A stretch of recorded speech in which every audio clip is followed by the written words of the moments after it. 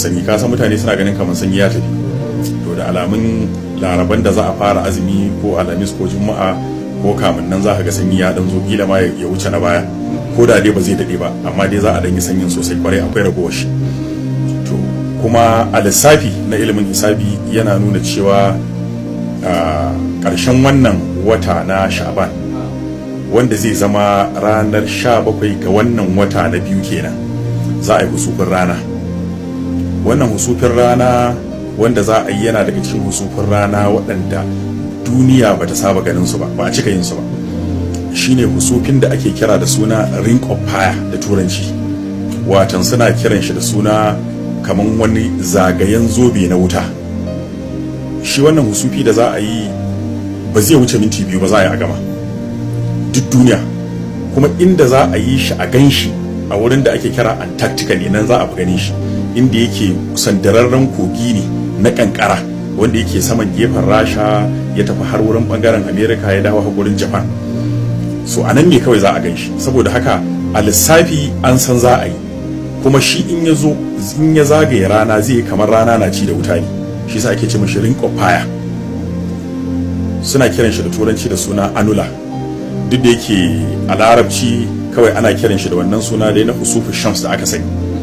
To wannan husufin in ya zo kuma aka yi sa'a kamar yadda kuma a hisabi ya nuna wannan wata na Ramadan da za mu shiga ranar 14 ga Ramadan in Allah ya sa muna raye zai zama ranar 3 ga watan March kenan, za kuma a yi husufin wata kuma, wanda kuma wannan duniya ko ina za a gan shi.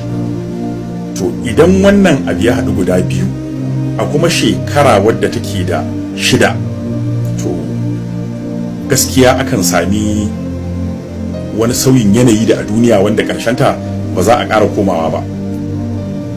Misali, a shekarar da aka yi shekarar giwaye, shekarar da aka haifi manzon Allah sallallahu alaihi wasallam, ina ganin ko me da Ka'ibul Ahbar ko kuma ina ganin Imam al-Qurtubi ne ya faɗa a cikin at-tazkira fi ahwalil maut wal akhirah, na shafa wani littafi na gani, amma dai yayi maganan a shekaran da aka haifi manzon Allah shekaran giwaye an yi irin wannan, a yi husufin rana amma ba na duka duniya ba, na wani bangare kuma na kankancin lokaci.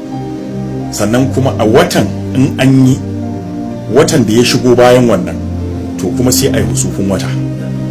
To a ka'ida na hisabi mai mutasar Shehu Halili yana cewa wala bi munajjami, ko yawa shi ganin wata na Ramadana za a gani ne da ido ƙuraratan, ba tare da an ƙara ma idan ƙarfi ko kuma ba tare da mai ilimin hisabi ya ce an gani ba.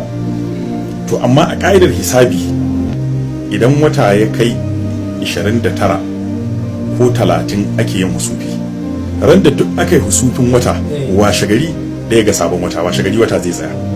So da ka a ilimance, a ilimin hisabi, ba na ce wai haka ne lalle ba, a ilimin hisabi wata zai ƙare ranar talata 17 ga wata, za a yi husufi ranar laraba, shi zai zama 1 ga sabon wata.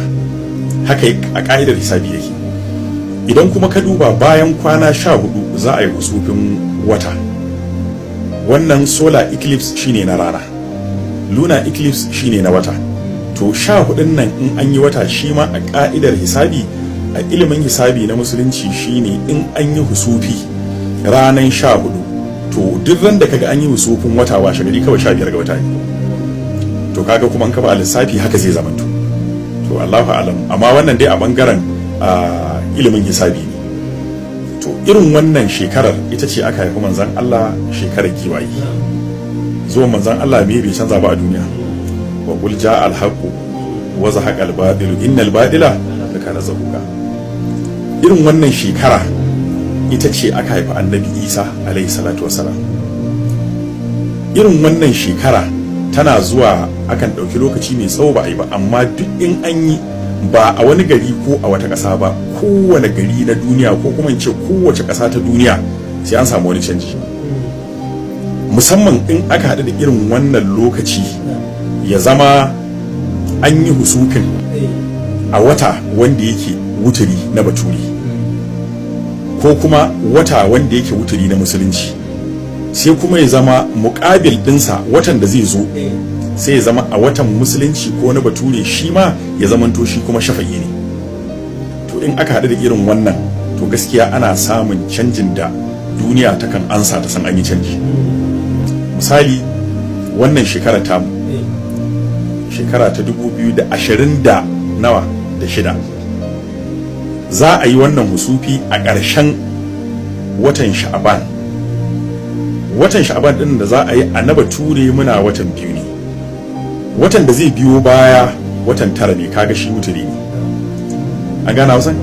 Amma in an shiga watan tara mu a musulunci kuma shi a na lissafin bature kuma ana watan biyu ne, sai an yi kwana kusan tara ko wani abu kamun a fita daga watan biyu. Kaga shi kuma watan biyu wata ne wanda yake shafa'i. To kaga wuturi da shafa'i kaman ka ce negative da positive, to an hada su sukan yi taratsatsi ko tallantarki ce, to za a iya samun canjin da zai canza duniya gaba daya. Misali 1966 an yi irin wannan husufin, kuma aka haɗu da lokaci shigen irin wannan, bai ma kai wannan zafi ba, domin na 1966 watan Januwari ne aka yi husufin, a watan Januwari kuma a watan ne watan azumi, a watan aka kashe su Sardauna, wanda ya canza Najeriya gaba ɗaya. Har yanzu Najeriya bata koma irin waccan Najeriya ta lokacin ba. Misali zan kawo, to haka nan in ka koma 1976 shi ma a wannan shekara an sami irin wannan, kuma a shekarar aka kashe Janar Murtala, wanda shi ma ya canza Najeriya. Har yanzu ba a ƙara koma irin wancan lokacin ba. To in kuma kana magana ƙananan canje-canje da suke iya faruwa, ya faru 1986, shi kuma Lamadu muna yara aka yi ango musgo ango musai gaba ba Hamisu shine aka yi a watan Mai a 1986.